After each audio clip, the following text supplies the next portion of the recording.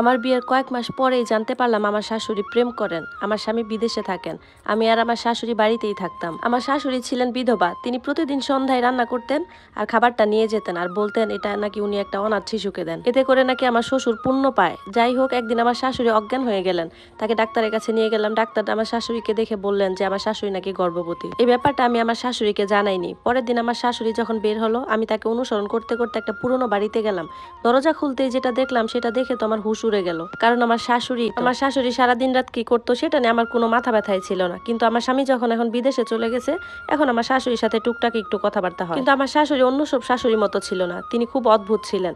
আমি যদি কোনো কাজ না করতাম তাহলে আমাকে কিছু বলতেন না, উনি নিজে ওই কাজটা করে ফেলতেন। শাশুড়িকে বললাম, আপনি যদি খাবার দিতেই যান তাহলে এত দেরি করে কেন যান, একটু তাড়াতাড়ি গেলেই তো হয়। আমার তো আবার সকাল সকাল ঘুমাতে হয়, কারণ সকালে যাতে আমি আবার আমার স্বামীর সাথে কথা বলতে পারি। তখন শাশুড়ি বলেন, গরিবদের খাবার দেওয়ার পর আমি একটু পাড়া মহল্লায় যাই, সেখানে তাদের সাথে কথা বলি, এই জন্য একটু দেরি হয়ে যায়। এরপর যখন আমি বাইরে চলে যাব, তুমি আর আমার জন্য চিন্তা করো না, আমি বাইরে থেকে দরজা লক করে চাবিটা আমার সাথে নিয়ে যাব। আমি আমার শাশুড়ির কাছ থেকে এই কথাটা শুনে কিছুটা স্বস্তি পেয়েছিলাম। এখন আমি নিজেকে অনেক অনেক ভাগ্যবান মনে করতেছিলাম, কারণ আমি এমনই একজন শাশুড়ি পেয়েছি যিনি কিনা আমাকে কোনো কিছুই বলেন না বা আমার ব্যাপারে ওনার কোনো হস্তক্ষেপই নেই। নিজের শাশুড়িকে এত ভালোবেসেছিলাম, মুহূর্তের মধ্যেই তার জন্য ঘৃণা জন্ম নিল আমার মনে। আসলে আমি জানতাম না যে আমার নির্বোধ চেহারার শাশুড়ি ভিতর থেকে এতটা নিষ্ঠুর হবে। আমি ভেবেছিলাম যে সে এতটাই নিষ্পাপ, যে সে এমন একজন মহিলা যে সম্পূর্ণ পাপ থেকে অজ্ঞাত ছিল। আমি জানতাম না যে সে একটা ভালো মানুষের মুখোশ দিয়ে নিজেকে ঢেকে রাখছে, কিন্তু এটাই বাস্তবতা। তিনি অনেক ভীতুজনক ছিলেন, কিন্তু এত কিছু কিভাবে হলো আমি তো নিজেকে এটা বিশ্বাসই করাতে পারছি না। এই সব কিছু জানতে পেরে আমি খুব দুশ্চিন্তায় পড়েছিলাম আর ভেবেছিলাম যে এই সব কিছু আমার স্বামীকে জানানো উচিত। আর কথাটাও এমন ছিল যে এটা আমি অন্য কাউকে চাইলেও বলতে পারতাম না।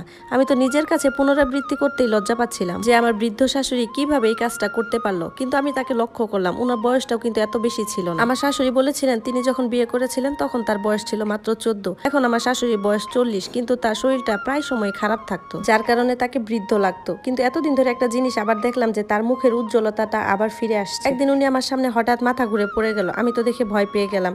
আমি তার জ্ঞান ফেরানোর জন্য যথেষ্ট চেষ্টা করলাম, আল্লাহর রহমতে কিছুক্ষণ পর তার জ্ঞানটাও ফিরে এলো। আমি জিজ্ঞাসা করলাম, মা কি হয়েছে আপনার? উনি বললেন হয়তো বা ব্লাড প্রেশার কমে গেছে। আমি বললাম আচ্ছা ঠিক আছে, আপনাকে আমি হাসপাতালে নিয়ে যাচ্ছি। এই জন্য একটা রিক্সা নিয়ে তাকে নিকটস্থ হসপিটালে নিয়ে গেলাম। কিন্তু হাসপাতালে যেই পৌঁছালাম তখন উনি আবার মাথা ঘুরে পড়ে গেলেন। উনার কি হয়েছে এটা নিয়ে আমি খুব উদ্বিগ্ন ছিলাম।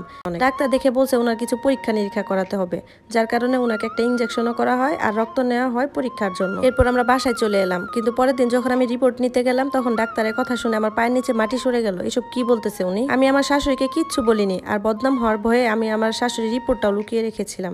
এদিকে আমার শাশুড়ির স্বাস্থ্য ক্রমশই খারাপ হতে থাকে। এমন শরীর খারাপ নিয়ে উনি রোজ রাতে খাবার নিয়ে যেতেন। আমার তো খুব রাগ লাগতো যে এই মহিলা আসলে কি শুরু করছে, কি বোঝাতে চাইতেছে, এরকম খারাপ শরীর নিয়ে ওনাকে বাইরে যেতে হবে। আমি তো তার স্বামীর প্রতি ভালোবাসা দেখে খুব মুগ্ধ হয়েছিলাম, কিন্তু এই মহিলা যে এরকম খারাপ কাজ করবে সেটা জানতাম না। এখন আমি নিশ্চিত হয়েছিলাম যে উনি খাবার দেওয়ার অজুহাতে তার প্রেমিকের সাথে দেখা করতেন এবং দুজনে সেখানে একসাথে খাওয়া দাওয়া করতেন। এই বয়সে এসে আমার শাশুড়ি এইসব কাজকর্ম দেখে আমার খুব খারাপ লাগছিল। তার তো এই বয়সে এইসব করা ঠিক হয়নি। এই ব্যাপারটা আমি আমার স্বামীকেও বলার সাহস পাইনি, কারণ সে যদি আমাকে অবিশ্বাস করে।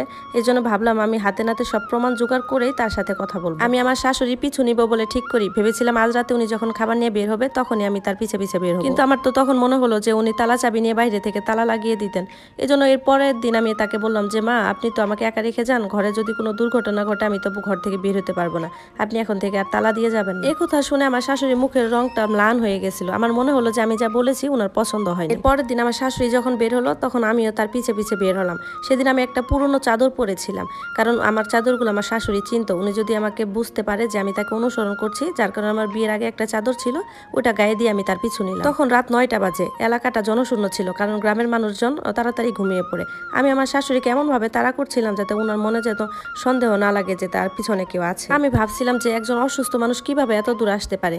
এরপর দেখা গেল উনি একটা অনেক পুরনো বাড়িতে প্রবেশ করলেন। আমি তো ভাবছিলাম উনি হয়তো বা ঘরে ঢুকে ঘরের দরজাটা বন্ধ করে দিবেন। আমি যখন কাছে গিয়ে দেখলাম তখন দেখলাম দরজায় কোনো লক নেই। বাড়িটি এত পুরনো ছিল যে এর দেয়ালগুলো এর সাক্ষী ছিল। আমি যখন ঘরে উকি দিলাম দেখলাম আমার শাশুড়ি আরেকটা লোক দুজনেই বসে আছে।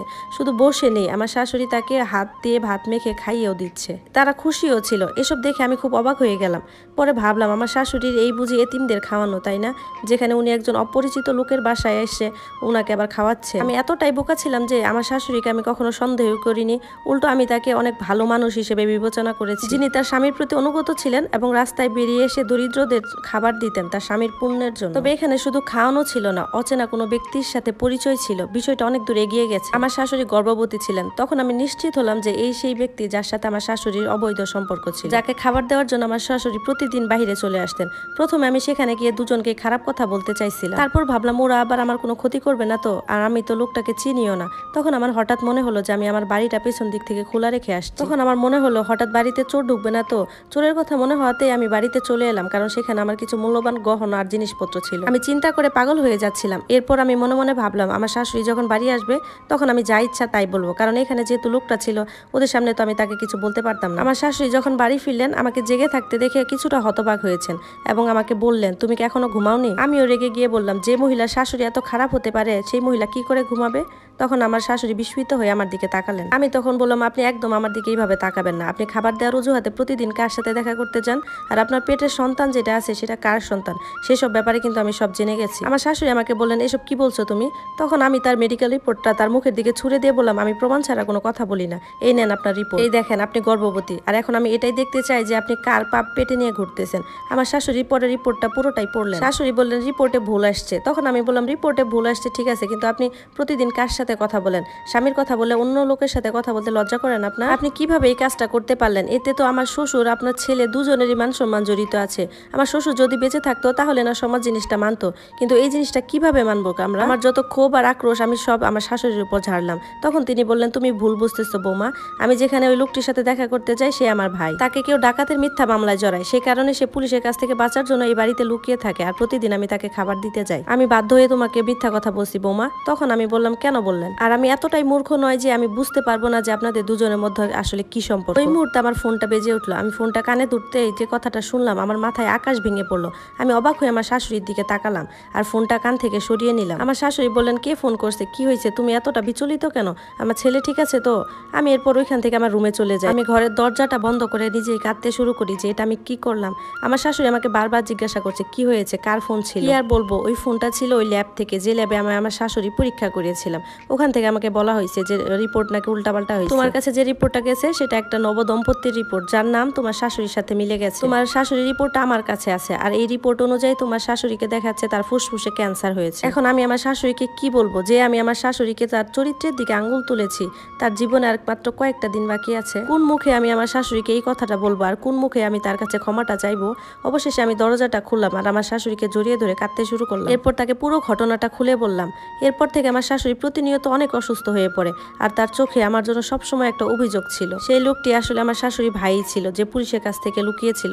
একটা ছোট্ট ভুল বোঝাবুঝি সবকিছু ধ্বংস করে দিল। এর কয়েক মাস পর আমার শাশুড়ি পৃথিবী ছেড়ে চলে গেলেন, কারণ তার ক্যান্সার হয়েছিল। কিন্তু আমি নিজেকে কখনোই ক্ষমা করতে পারবো না। আমার তখন উচিত ছিল আমার শাশুড়ি সম্পূর্ণ কথাটা শোনা এবং ল্যাবের লোকজনকে বলা যে আপনাদের রিপোর্টটা হয়তো বা ভুল হয়েছে, কিন্তু তখন আমার চোখ বন্ধ ছিল। আর এখানেই আমি আমার জীবনের সবচেয়ে বড় ভুলটা করছি। এটাই আমার হৃদয়ে সবচেয়ে বড় বোঝা হয়ে যাবে।